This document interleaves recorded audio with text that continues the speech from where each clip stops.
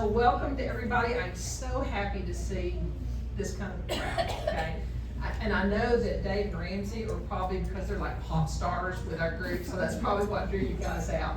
But just want to say thank you for coming out, spending your Sunday afternoons with us. I'm Candace Tanner. I'm the current president of the League of Women Voters of Northeast Tennessee, so welcome.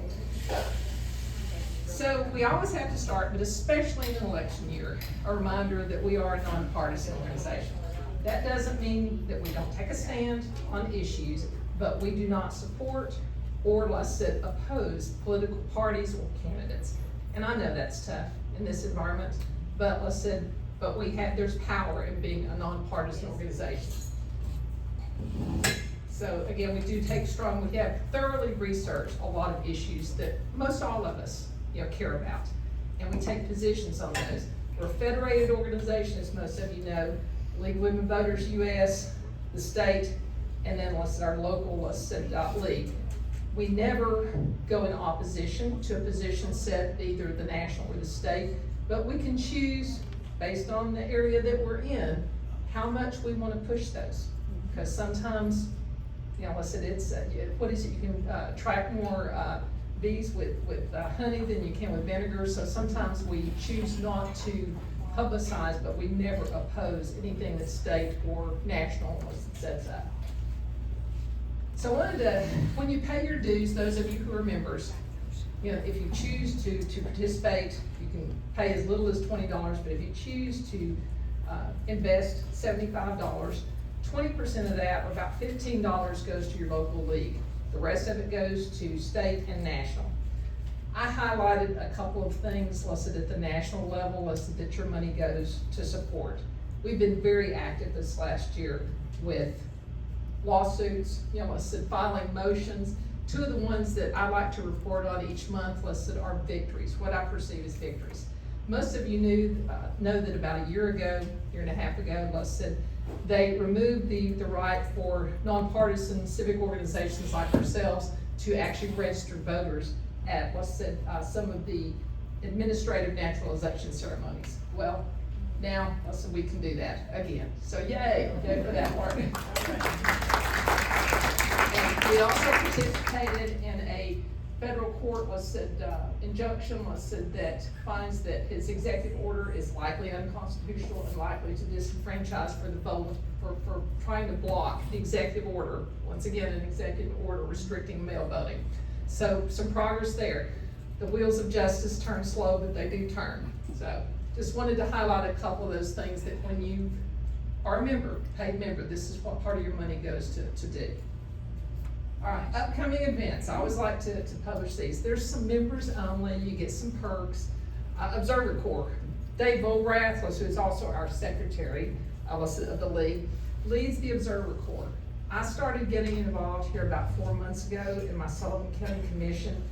It is a real eye-opener. And if you're gonna attend these meetings anyway, help us get the word out about issues, how they're doing things. And so Dave, if you've got any interest, or you're gonna attend anyway in Washington or Sullivan County, Carter, any county that you live in, please contact Dave and let's try to make it official. At the back, we don't have all the details yet, and Julia could not be here with us today. She leads our Voter Services Committee. We need help. Instead of just putting volunteer opportunities out there, guys, we really need your help, okay? We've got 12 people on the board, but we can't do it all. Some of us, are also in Sullivan County. We focus a lot of our efforts in Washington County, but we're gonna be doing some more meet and greets. Some of you may have participated in the ones we did leading up to the August election for Washington County Commission, in the school board. We're gonna do some more, okay, for October. There's a sign-up sheet next to a sign that says help wanted in the back. Please, please, please sign up if you're interested. We'll get the details to you later, but because we don't have the final dates or plans. Then there's the stuff that you can do even if you're not a member. Okay, we do monthly lunch with the leagues. Those are a great opportunity to get to know people that you see, just recognize them by face, but get to talk to them a lot more, in a really casual, atmosphere. So the next one, we've got Norma Morrison and Shelley Stallman have agreed, to host one at Puerto Nuevo Fresh Mexican Seafood in Elizabethton. We try to move them around with the different cities. So the information was in the last newsletter, but I put it up here again for you. We continue, it's been pretty successful, so we try to collaborate. We're gonna be having some collaborations with the Constitution Day, but Quilt 250 was a project that Kingsport Public Library started a few months ago. We're gonna continue that through October. So we'd love for you guys to come out and learn a little bit how to make a quilt square. Let's also learn a little bit about the history of voting. So that's our sort of contribution to that. Constitution Day, we had a tremendous, impactful Constitution Day at all the local libraries last year to celebrate, the birth of our Constitution. This year we're doing it again. September 16th will be the Kingsport Public Library. More details to follow, but we're doing a lot of the other local libraries on actual Constitution Day, the 17th. September program is going to be really exciting. There's going to be some panel discussions about engaging voters, about engaging candidates. So we're going to have some interesting participants on that, so don't miss out on September's. Housekeeping, we're not live streaming today. We're probably going to video to post it later. It's not focused on you guys, but if you have a very distinctive voice like mine, just understand you ask a question, you'll probably be recognized. Donations are welcome. There's refreshments though. Please help yourself in the back. Thank you for those of you who've already noticed the basket's already full, so thank you very much for that. Restrooms in the back behind the wall, take home handle. There's some more handouts and buttons on here. And then the magnetic fasteners, just a reminder, they can interfere with pacemakers. Come at 1:30. Got to speak to a couple of you guys today, but when we're not in a frenzy trying to get ready to start the meeting, we would love to have you guys come up to us, talk to any of the board members. You'll see that our name tags are different than yours. So just come up to any of us and we'll feel free, how can I get involved? More generally, or here's what I'd like to do, or why is the league not doing this? We're open to those comments and that discussion. All right, with that, I'm going to turn it over to our fearless leaders for the program committee. Very nice.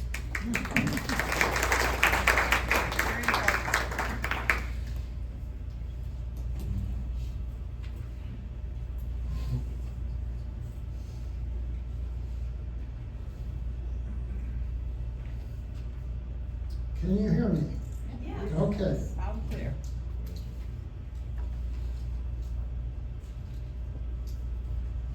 So yeah, when we were developing the program, this has been in the works for quite a while, at least a month. And I don't know about you, but I was I'd had enough of campaign ads and more than enough, really. Wow.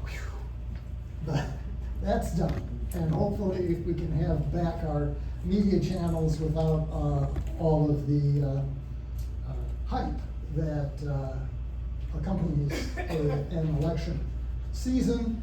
But that was just a build up for November. So buckle up today. This is a workshop to give you some tools to do an even better job of researching your ballot in November. For many voters, and perhaps some of us, the primaries decided who we're going to vote for in November. Basic marketing, living in a consumer society, there are two brands that dominate politics in America, and with polarization, it's very, very tempting to use that as the beginning and the end of decision making about who to vote for on your ballot. Our plea today is that it be perhaps the beginning, but not the end in your decision making about who to vote for. One thing that might draw your attention is on the candidate sheets that you have on your table. There are a lot of names besides the Republican and the Democratic candidate. Who are all of those independents? That's a question that I hope you will show some interest in and willingness to find out about as we approach the November election. What we're gonna do is give you some research tools. We hope that they will improve or enhance the quality of the reasoning that you have for each choice that you make in November, and also perhaps assist other people in improving the basis on which they make their choices who to vote for. In general, we want to kind of illuminate and enlighten your voting, and the means of that is to show you some tools. So today we're going to divide the program into 3 parts. First, what might you learn or ask about candidates? Secondly, and so those are like the research questions. Secondly, ways in which you might learn about the candidates, the research methods. And then lastly, some thought about sharing the work and the results of your research with others. So let's begin with what to learn about candidates. We're going to divide this into sort of 3 clusters: the characteristics of the person, the candidate, the influences on that candidate and the decisions they might make if elected to office, and then the candidate's positions on important issues, especially issues that are important to you. We will also talk about blending and balancing, because you'll see, and if you've done research on any potentially complicated topic, you'll see that the research does not yield a single clear answer. There are only mixed findings. There'll be lots of blanks missing in your research efforts. So let's look, first of all, at the candidate, qualities of the person. In a democracy, we would hope that the candidate who is successful in being elected to office would make decisions that are good for others. The decisions might be fair, inclusive, for the common good, more often than being good only for their supporters or themselves, okay? In a democracy, we hope that the candidates who are elected to office also make decisions well with others. So, teamwork, compromise, transparency would be important elements of a decision maker's style. Using a wide array of information, using the perspectives of a variety of stakeholders in that decision. These are all good qualities in the abstract. Another way of looking at this is what do voters look for? What kind of, yes, I got this from Ramsey. What kind of a person do you want making decisions for us? What kind of a person do you want making decisions for us? A group called Center Forward did a survey right before the 2024 election of voters and asked them to pick the top 3 personal characteristics that they look for when they decide, to whom or for whom they're going to vote. The top 3 of the top 3 were a problem solver, someone who is responsible, someone who is dependable, and a bit down the list, someone who is accessible or responsive.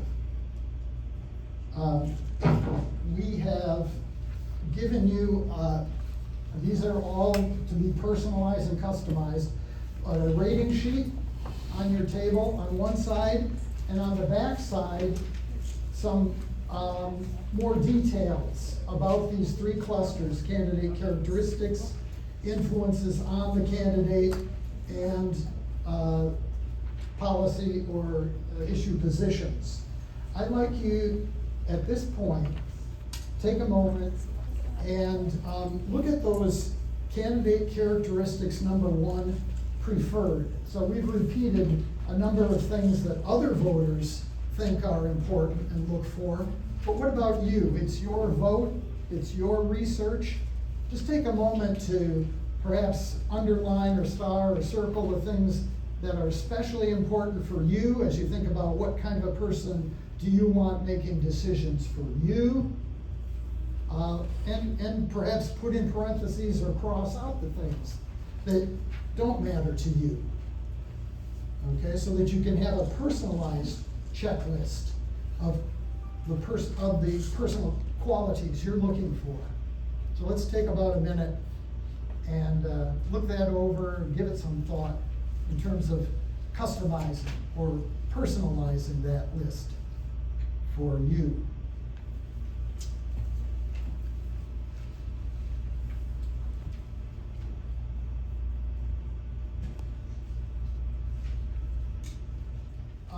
On the candidates, those are, I'll explain those in a minute. Oh,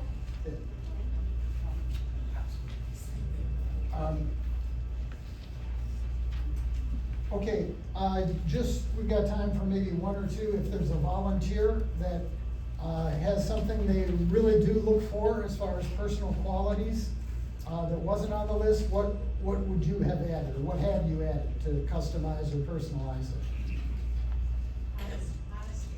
Honesty is a suggestion. Okay. One more? To go along with yours, integrity. I mean, people who have been obviously criminals, that should come into that. So integrity is, one definition is matching word and deed. So what do the words say, and then what does the action say? Okay. Let's look at the second cluster of things to know about or find out about a candidate. What are the influences on the decision maker? Who or what influences the person that we would like to have making decisions for us? Who or what influences the person who will be, if they're elected, making decisions for us? Where do they get their information? What are informational influences? Where do they get their advice or persuasive messages? The social influences. Where do they get their money? Because getting elected and re-elected, it is getting more and more expensive to to win an election every year, increasing at an accelerating pace. So we should look at informational, social, and financial influences. I've just listed some of the major ones. Who are the party's leaders? Who are the peers in the party that they'll be working with, especially in the legislature, but well, all the branches, I guess, even the judicial. Who are the staff that will be advising them? Who are the supporters that voted for them? Who are the campaign donors? Who are their constituents? Or at least the ones that they are supposed to pay attention to. What are the interest groups and lobbyists that are influencing them? What about the media? Yeah. Could we comment on lobbyists just a little bit? I've got lots of time at the end for a whole variety of questions about that. So let's postpone that, but I'm sure that you'll have some interesting things to say.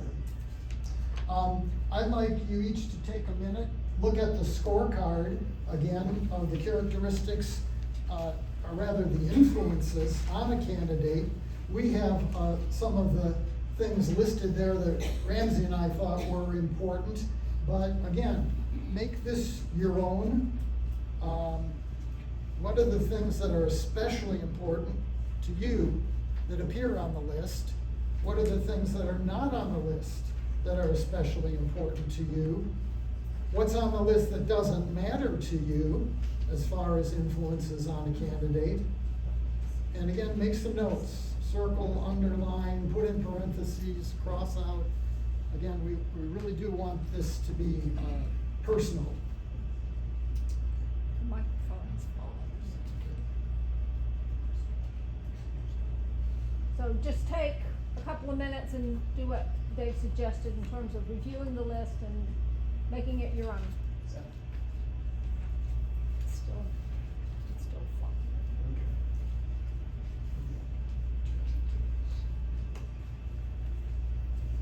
Okay.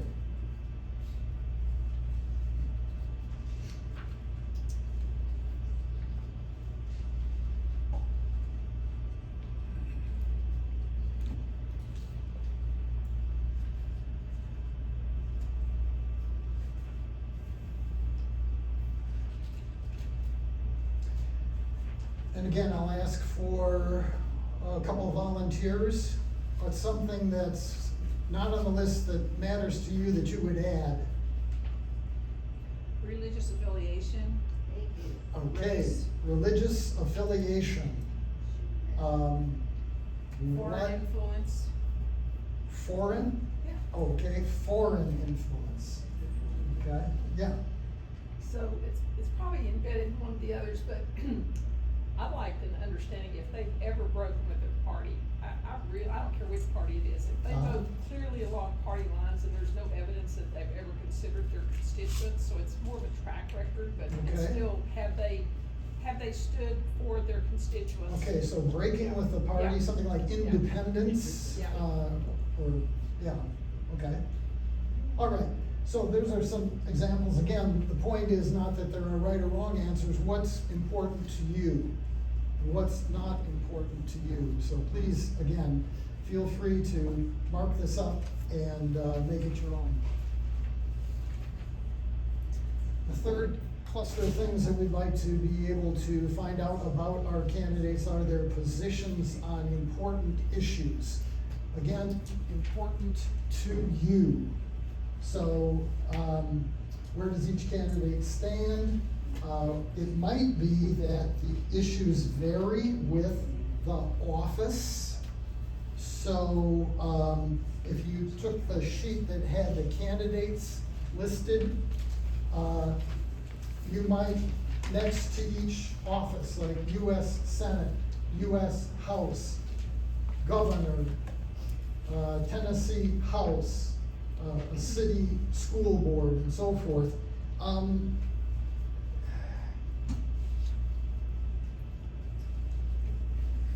You might consider tailoring it. Probably the best way to begin is to ask yourself in general, what are 3 to 5 issues that matter the most to you in November? So let's take a moment to consider that. Again, maybe writing it next to the offices, maybe in some blank space on the reverse side where there's some white space. What are 3 to 5 issues that matter the most to you? These are gonna be, framing kind of research questions, and you'll wanna start digging deeper into each of these areas.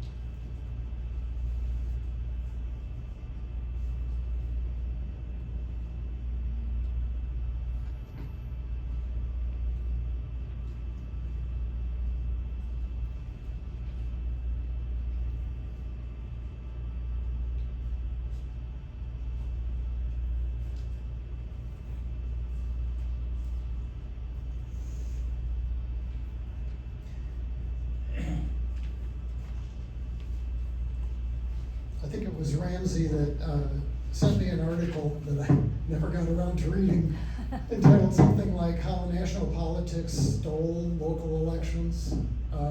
In these polarized times, the issue at the national level seems to influence the state, surely in this state, and even down to the local levels where the state has made laws that preempt or prescribe actions that local units of government may or may not take. So my follow-up question here is simply, is there an issue, or a couple issues that you put down on your sheet that aren't the same across the levels? For example, is there an issue at the local level that isn't at the federal or the state level? Does somebody have an example of that?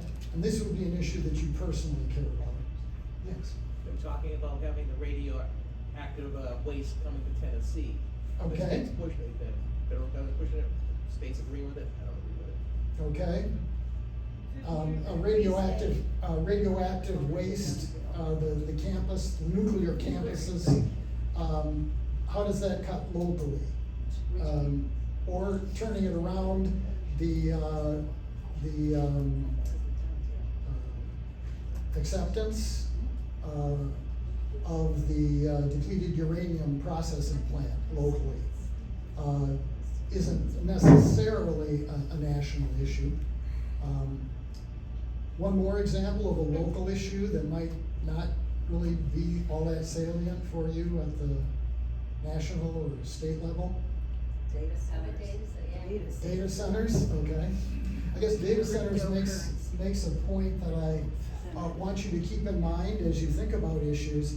There used to be in the political literature something called the October surprise, an issue that would pop up and change people's votes. From what I've been reading, data centers and AI might be an issue that is rapidly changing in both parties because of the worry, concern that voters have. So if it's not on your list, I'm not saying that you need to preemptively put it there. As you do your research, as November comes closer and closer, keep in mind what the issues are that are being talked about. And I guess that makes me the last point, which is, what are the issues the candidates are talking about that are not on your list of the things you care about? Trans. Okay. So I'm sure there are others. Okay, so let's now wrap up this first part. What can we learn about candidates to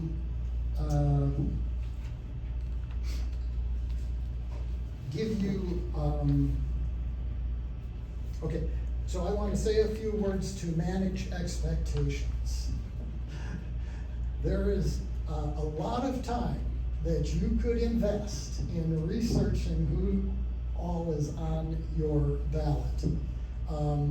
We believe that ballot research will add value beyond the shortcuts that most voters use, like which party, have I heard that name, maybe from a yard sign, as opposed to somebody I've never heard of, or a single issue litmus test driving your vote. So I'm asking you to kind of complicate your thinking about who you're voting for. Although these shortcuts are better than nothing and going in completely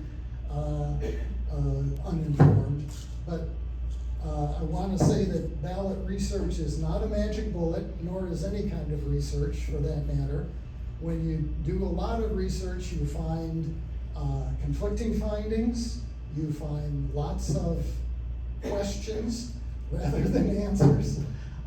And so you'll find it within candidates, within issues that matter to you, across the candidates, across the issue positions. If the issue is complicated, nuanced, you're going to find ambiguity, ambivalence, mixed findings, and missing findings. So what you're gonna have to do is weigh the mix for each candidate. And we have encouraged you several times in different presentations to think of this as not a marriage, but catching a bus. Don't let the perfect be the enemy of the good. Looking for something that is good enough. The lesser of evils, even though it still is an evil, to quote Nader, and so forth. So just sort of for your information, that Center Forward survey in 2024 that I mentioned earlier asked voters if you could only choose between a candidate and their qualities, regardless of their positions on the issues, or their positions on the issues ignoring their personal characteristics, which would you choose? And the weighting was very close. So 54% favored positions over the characteristics of the individual, 46% favored the characteristics of the individual over the positions. So there's no right answer.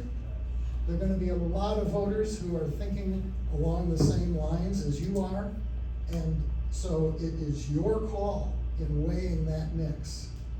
But it will be required because, again, the research is not going to give you a 100% clear crystal answer. Okay, so we've talked up to this point about the research questions, what we can learn about candidates. Now let's look at ways or research methods for the candidates. Here are the different options that we're going to talk about, and I want to draw your attention to that relationship on the right-hand column. We're going to start with the easy ones. In some cases, hard to escape. If you were watching TV like I was watching, it's hard not to get the messages from the campaign ads and the yard signs, that sort of thing. They are low cost, but in terms of bias, they're also low quality. These are what the candidates want you to know, and they're not going to mention the things they don't want you to know. And they're not going to mention the things that concern you but don't concern them. Okay, so we're saying again that these are better than nothing, but they're very easy and commonly used, but we hope you'll do better, okay, at some cost. By the time we get to the bottom of the list of sort of individualized search for one candidate on one issue, and you're on your own with your internet browser, that's going to take a lot of time to fill in the blanks. And yeah, that's the overall pattern to keep in mind. Okay, so the characteristics that the candidates and the campaigns want you to know about, we hope that you'll start here but not stop here. Okay? Most voters will start here and many will stop here. But I hope that you'll take these as opportunities. Oh, I heard that on the ad. Oh, I saw that on the website, to frame research questions. And then use some of the other more costly but higher quality tools to answer those questions. These sources of information are especially important for independent candidates. A website may be all you can find, or a campaign ad may be all you can find, or that you come across, let us say, if you have a passive approach. Lesser known offices, even if they're political or partisan in nature. It may be that the campaign ads, the websites, the social media presence of the candidates is relatively important.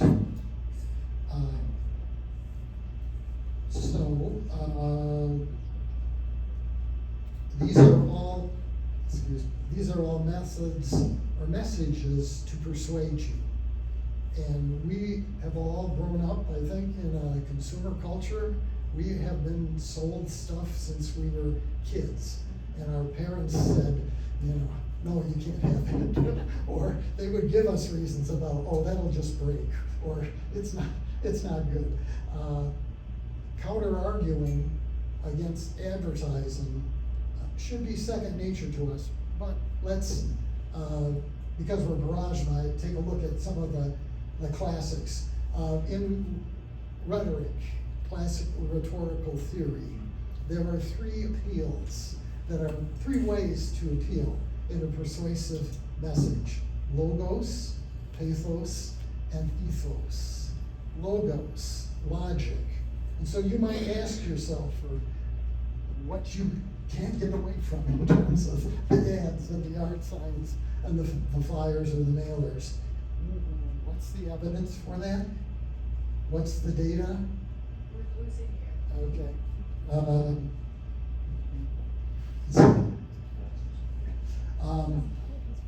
What's the evidence for the logic of the claims that are being made? And there's the old joke about lies, damn lies, and statistics. Right? So, again, many of us are, in some cases, schooled in ways to massage the data to reach a conclusion that we want to support, but we can do better than just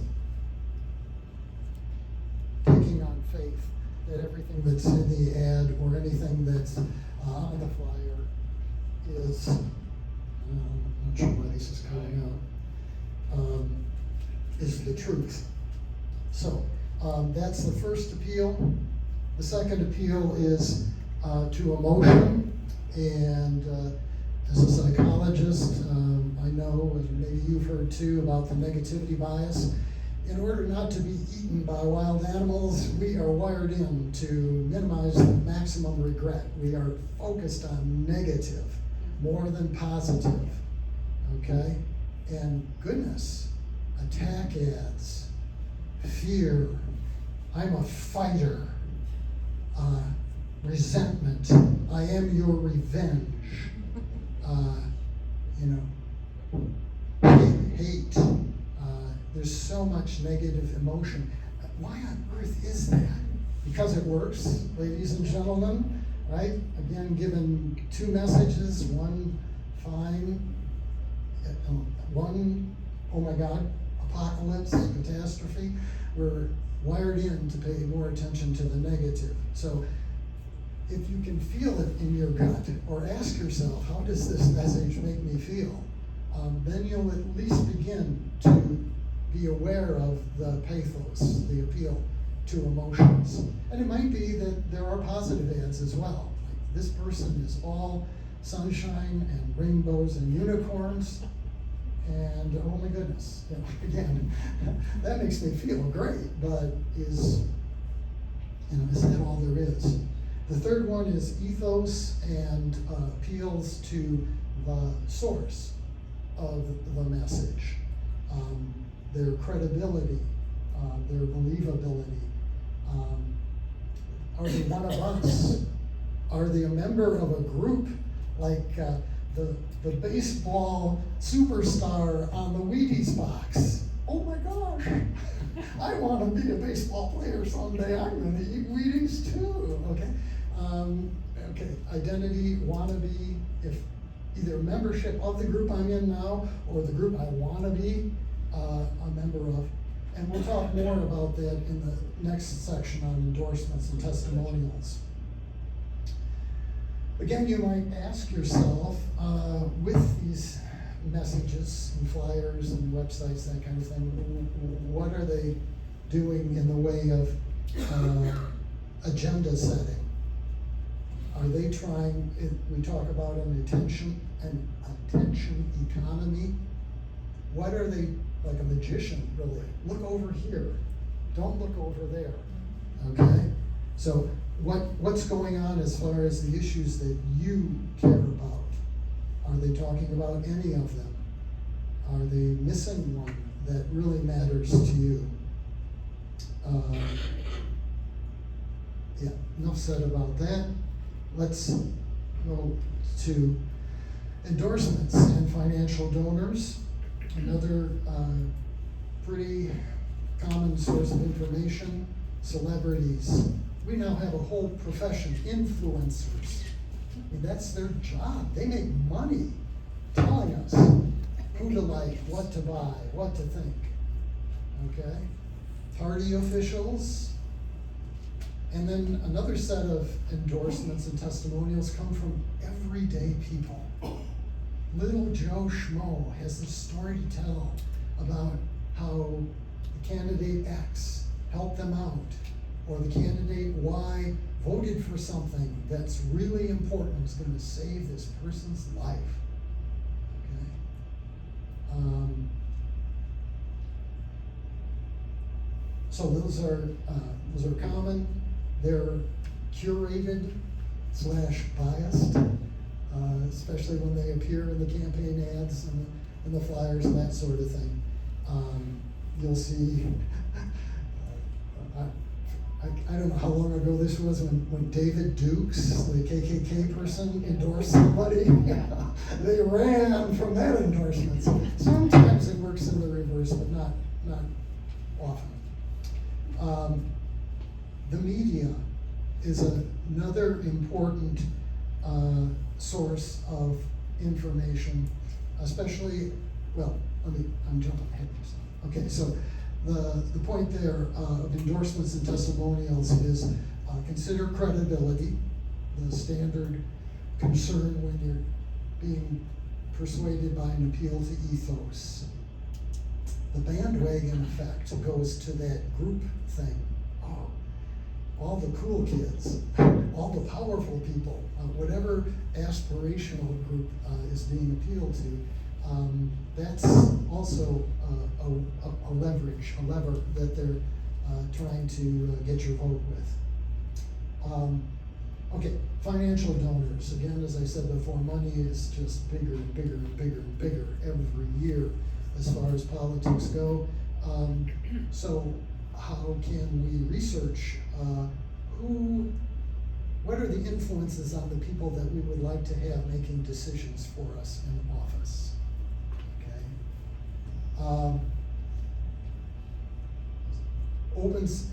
So campaigns are required to file financial reports. If you want to get the complete list at the federal level, go to fec.gov. And some of these resources are printed on the back of the sheet that has the candidates. Open Secrets is an organization that goes and looks carefully at those filings and tries to summarize and group them so that you don't have to do every one of those searches by yourself. You can put in a candidate's name. They've also got organized by PAC, by industry, by individual, by company. So they're powerful summaries of the filings that the candidates and campaigns are required to make.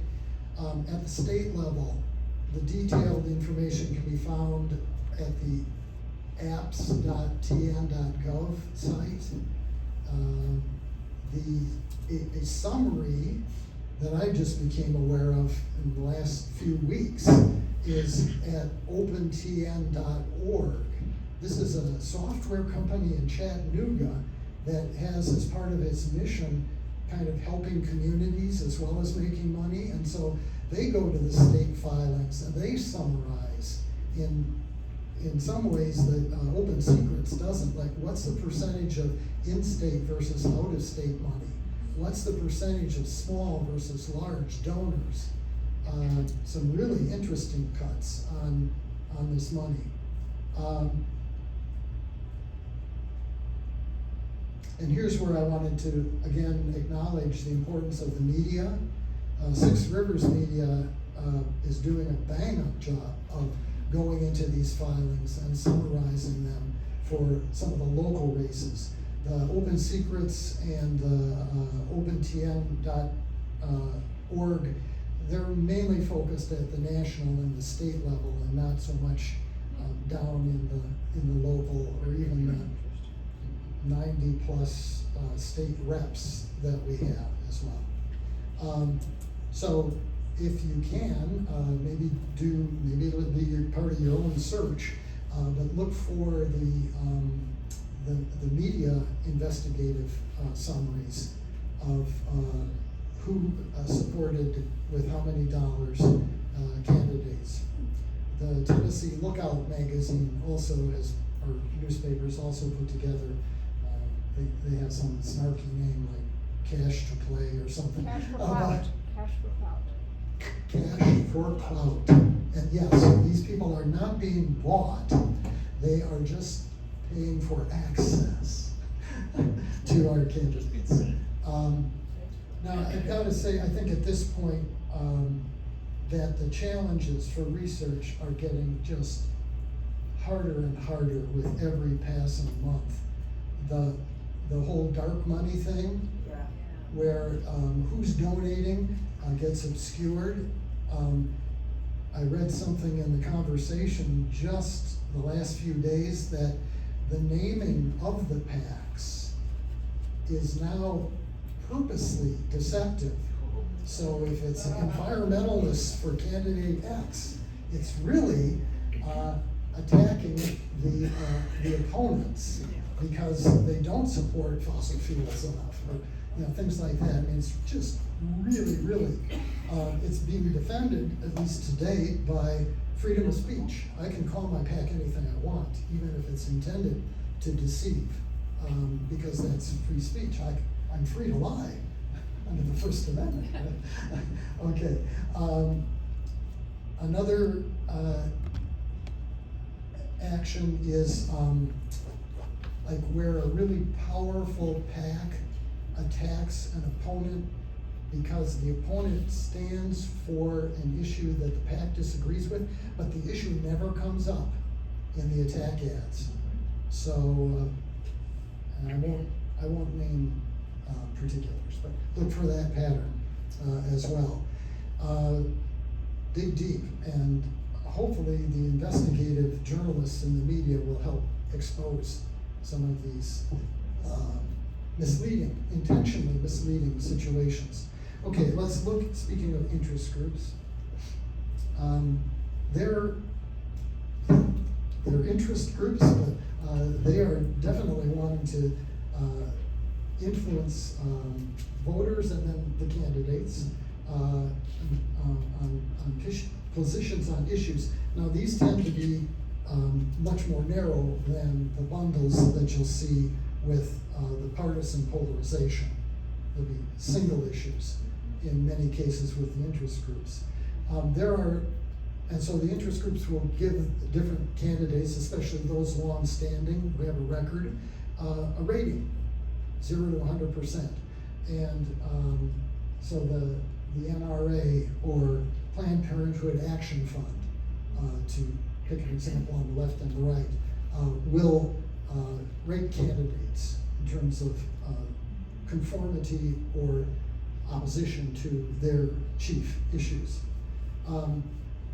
There are some outfits like VoteSmart and Ballotpedia that attempt to summarize these ratings. So you'll see on VoteSmart the NRA ratings and let's say the Planned Parenthood ratings for the candidates. So that might be a more powerful place to look rather than going issue by issue. But if you've only got 3 to 5 issues, I guess you can do it that way as well. Maybe that reminds me that you might take a moment and on your sheets, wherever you put the issue down, just off the top of your head, jot down an interest group or two that you know advocates for or against the issue that matters to you. And that would be a place to look when you continue your research. What are some interest groups that advocate for or against the issues that matter to you most?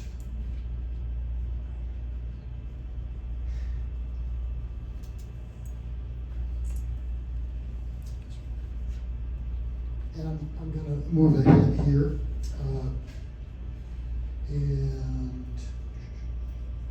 voter guides, again, are summaries where an interest group might take a set of candidates and make endorsements for them. There are nonpartisan ones, and so the League's Vote 411 is a platform that sends standard questions to all the candidates for a race, and will publicize their results so that you can hopefully get a bipartisan summary and independence as well. The Ballot Ready does a similar thing. Problem here is incomplete responses.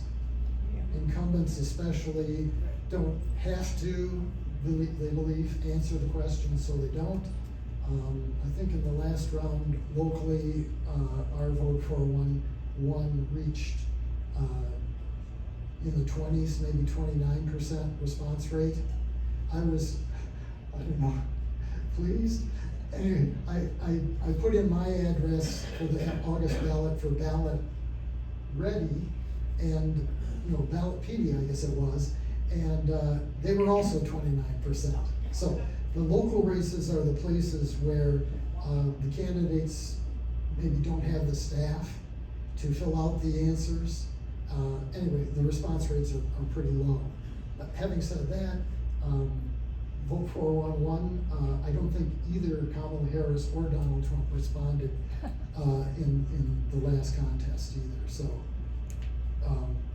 there will be blanks in your research, I warned you. Okay. And it is frustrating. Interviews are great. So again, you could search for the media interviews, the newspapers, TV news programs that interview the candidates. Forums, debates, meets and greets are other avenues in which you could actually see one of the candidates, maybe more than one. Our meet and greet efforts, they were incomplete. Not everybody attended, many because of scheduling conflicts. One could go the partisan route, but be bipartisan and go to the Republican meeting, so you can see all of those candidates, and go to the Democratic meeting, so you can see all those candidates as well. You have to pay to get into the Republican. Yes. Podcasts are a really good way to find out information also. There are So podcasts have been mentioned. podcasters, even local podcasters that have local candidates on their. Okay, interviews Yeah. that podcasters have with candidates, Right. including down to the local level. Yes. Okay, thank you for that suggestion. I am not very deep into the world of social media and not at all in the world of podcasts, so And I've thank seen you. some good ones. As a poll worker, there are a lot of people that came in with what their church told them to vote for. Yeah. Okay, churches might be an interest group that has a voter guide as well. Okay, so past decisions in office for the experienced candidates, the incumbent candidates in many cases, would be another way that you could do research.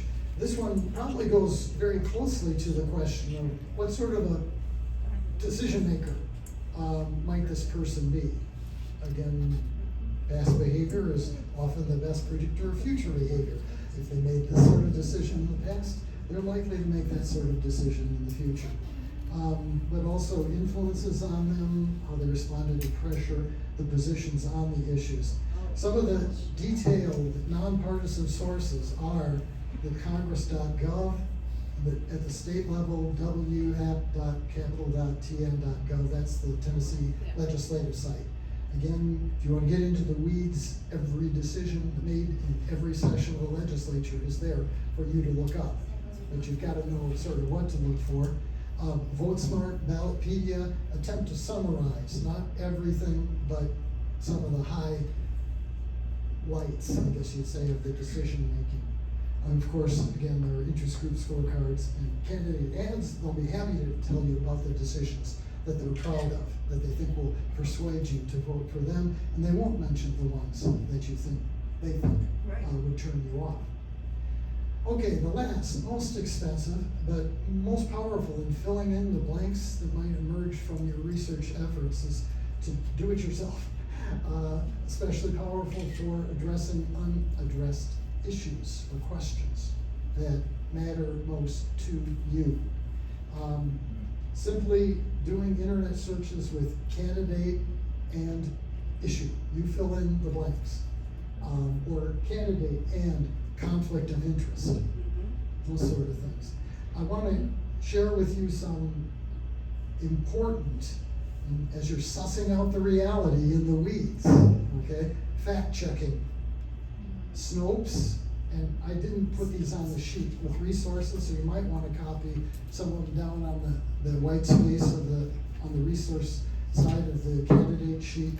But Snopes.com, PolitiFact.com, factcheck.org. These are the most highly considered, most recommended, based on my search of fact-checking organizations. Okay, there's another cut on this, which is outlets, media outlets, and so they are rated. Do they tend to lean left? Do they tend to lean right? Some of these, what they say, tend to be backed up with confirmable evidence or not? So, mediabiasfactcheck.com and adfontesmedia.com are two of the most cited sources for checking the bias of an outlet, like a newspaper, a news, TV news, that sort of thing.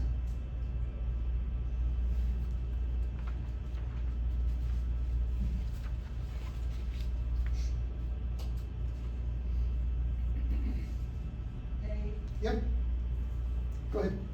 I don't know if this is something that I just do. Is there any validity to considering a .org to be less biased than a .com because .com is for profit, or am I way off base?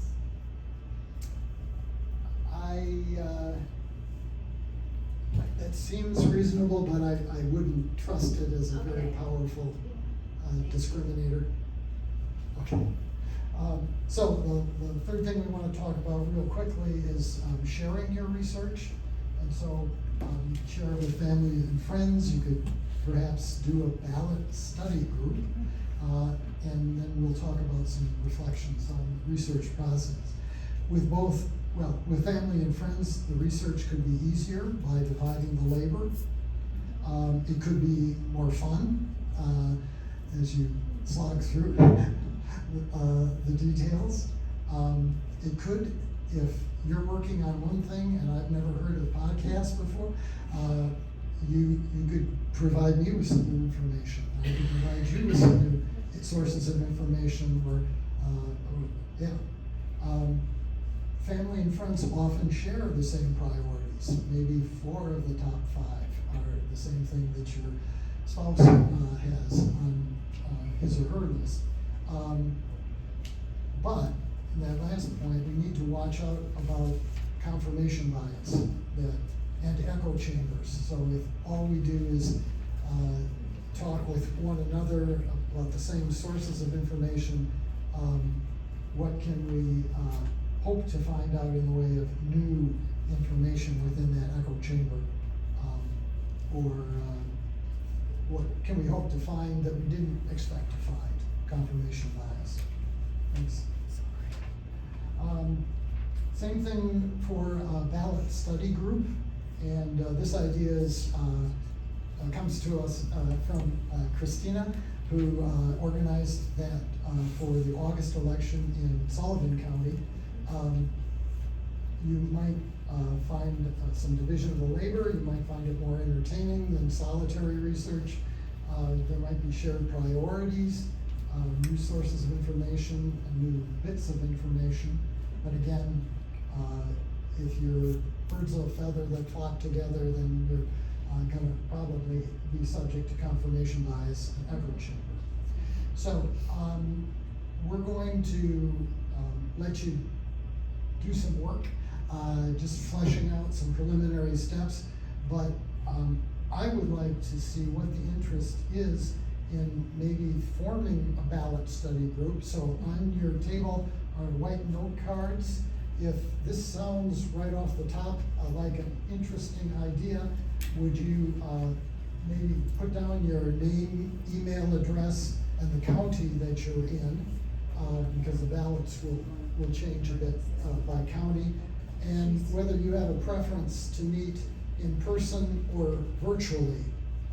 I guess one other thing I would add is if you're really into this idea, you could put down convener or host, that you'd be willing to kind of organize or get such a thing started.